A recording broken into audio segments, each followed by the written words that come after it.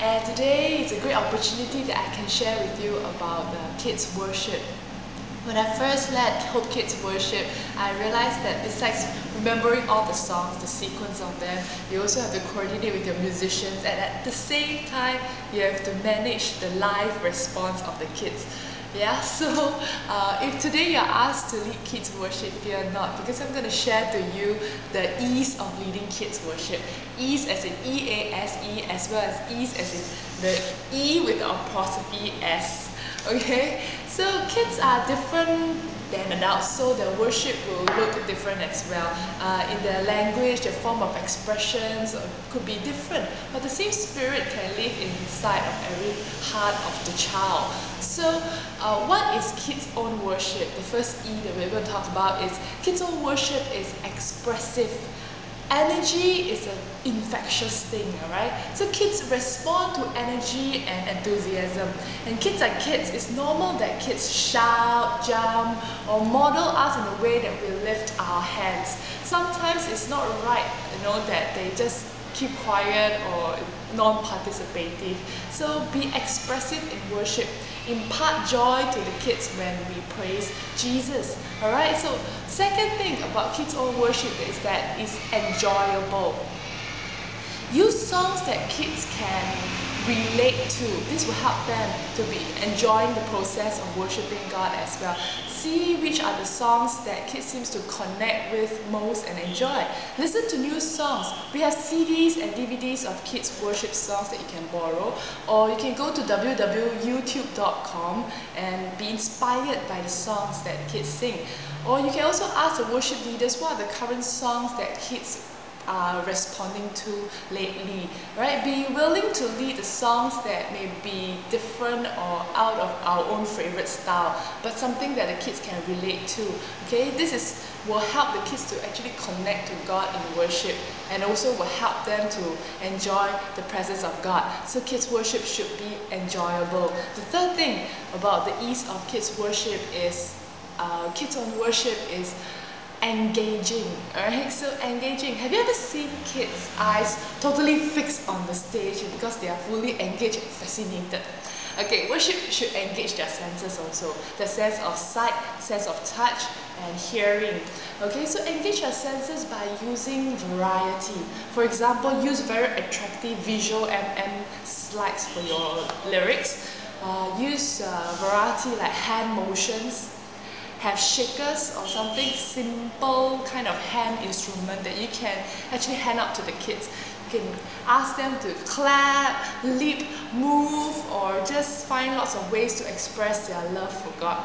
And also it helps when you have volunteers to support you in worship, where there are male and female volunteers to stand beside you to sing, act, and dance together and model worship. This helps the kids to be able to engage not only one person and have different people to look at and emulate as well. So sometimes, right, we don't tend to, even myself, don't tend to introduce new things in worship, because we are afraid that kids will be distracted, and worship time will be messy, But if your worship time feels less in control, don't worry, don't sweat it, okay?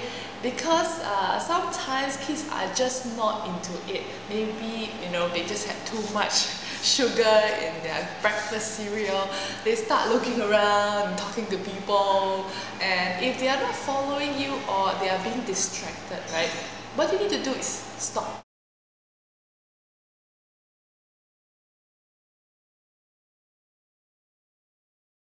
Stop.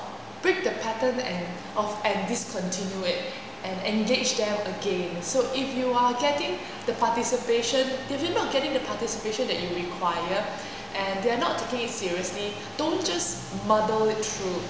You can teach an action or motion. You can encourage gender singing, the boys or the girls, or you can use a verse. For example, there's this song, This Is the Day by Hillsong Kids. You can say like, hey kids, Psalms 118 verse 24 says, this is the day the Lord has made. Let us rejoice and be glad in it. So why don't we sing this song?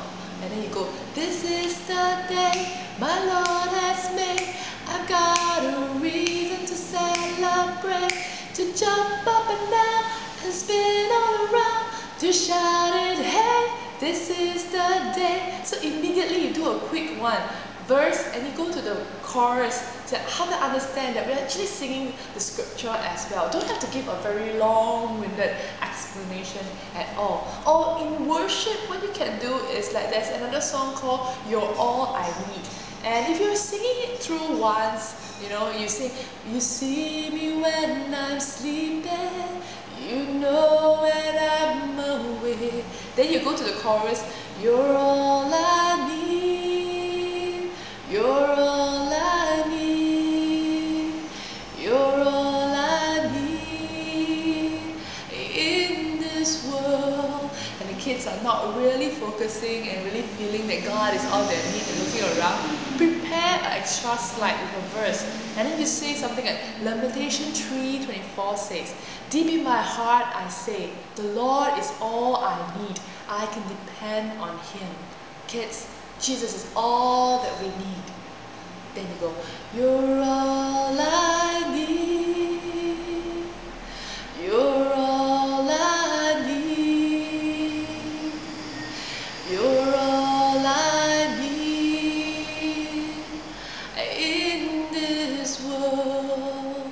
That's how you can break the pattern of the distraction, and then add in a verse, and then immediately come to sing the song before they're distracted once again. And that will really engage them in a time of a really heartfelt worship. So let's engage the kids in praise and evoke heartfelt worship.